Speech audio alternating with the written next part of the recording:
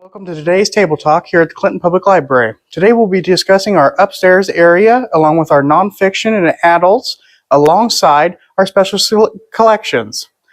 Thank you for coming today, and I hope to enlighten you about some of the areas that you can find at our Clinton Public Library. Up first here we have our lounge space with a television where we usually keep a bit of local news and or some of the nationwide news. We try not to keep it turned up, so usually we'll have subtitles on it, but it's a great place for you to lounge if you'd like to read a book or two. Over here as well, we have our book sale cart, which we always try to keep one here up in this general vicinity for almost the entire year. We have hardbacks, paperbacks, any number of things you can find here at the library that have been rotated out of our collection on sale. Hardbacks generally go for $1, paperbacks for 50 cents, DVDs and CDs for 50 cents, and also occasionally you can find some specials on audiobooks. We also have some great table space here just for some general studying or reading if you want to take some notes. You can always find a puzzle over here as well as over by the window there across the room. There's always something you can work on because we always try to keep puzzles in case anyone happens to find anything that fits their fancy. As you can see, we have something project-wise that's been going on for a little while now. We have a bird watching station and bird cam. Over here you can see the full bird watching station. We have some notes that you can take so that we can see different birds that people have seen, as well as different books that you can check out or that you can just read while you're here. That will teach you a little bit about bird watching, different types of birds that you can find. And we also have binoculars and other things that will help you out that you can check out and use up here. We also have our Zane Grey special collection that was donated several months ago. And there's also a magazine rack in case you happen to enjoy magazines. And here's our first special collection. See all these yellow labels? These happen to be all of our quick reads, which are our nonfiction and fiction that are on the short end for you to enjoy. They're generally kept separate just because they're not as long. We also have up top here our specialized local author collection. And what that is our local authors for our local author event coming here on, I believe it's June 1st. And we're going to be having several local authors up here that will be discussing their writings as well as how they started writing and some different things that can help you get started. We'll also be having a program here for our bird watching.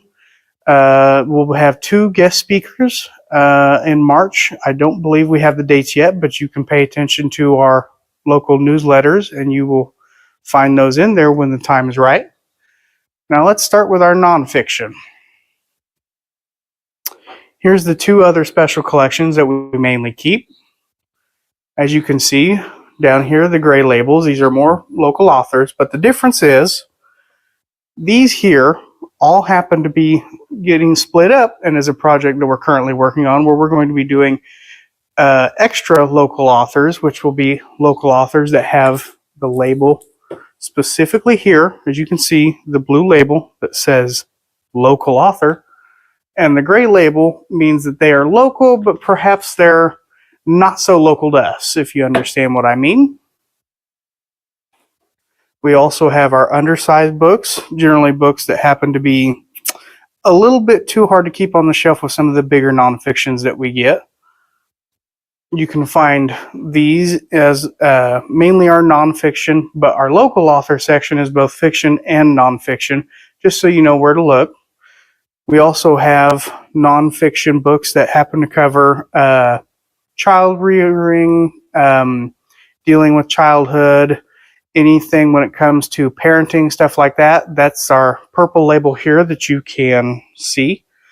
And we have a pretty wide range that you can find for a majority of different things you need to cover. Coming around here, this here is one of our kiosks that we have lots of local history, different pictures and things that you can find of local events. And here we are. Here's the start of our nonfiction section. Now we've got these little helpful topic guides that will help you find what you're looking for. As you can see here at the start, you're looking at computer science and general works. So that's going to cover the big things are, of course, bibliography, that's writing, library sciences, it's learning about the library and how to use a library.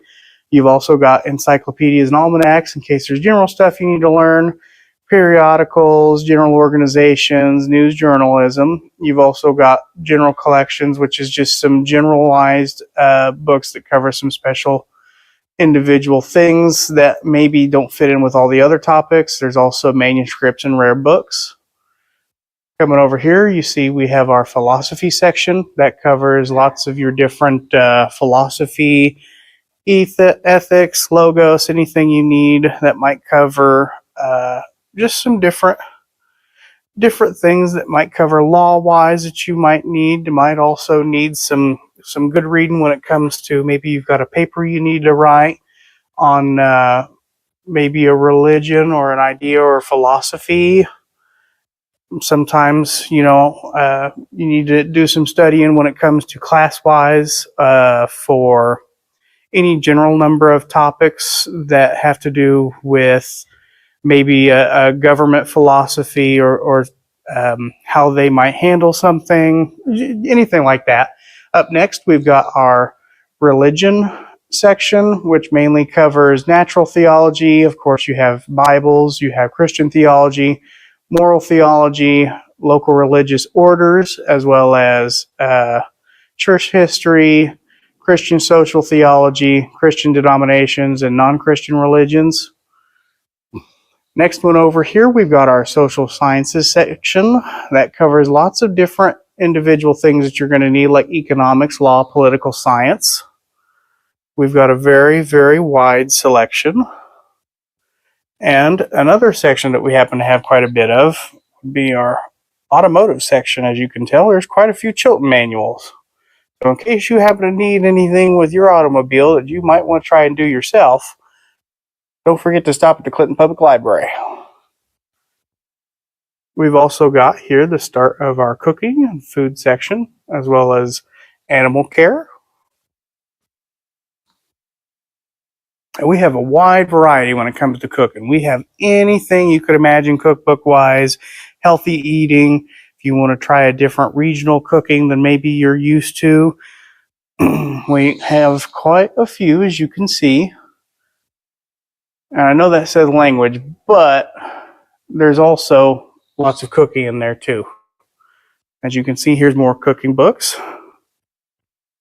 And then we get to some of our crafts and hobbying. There's a lot of different woodworking,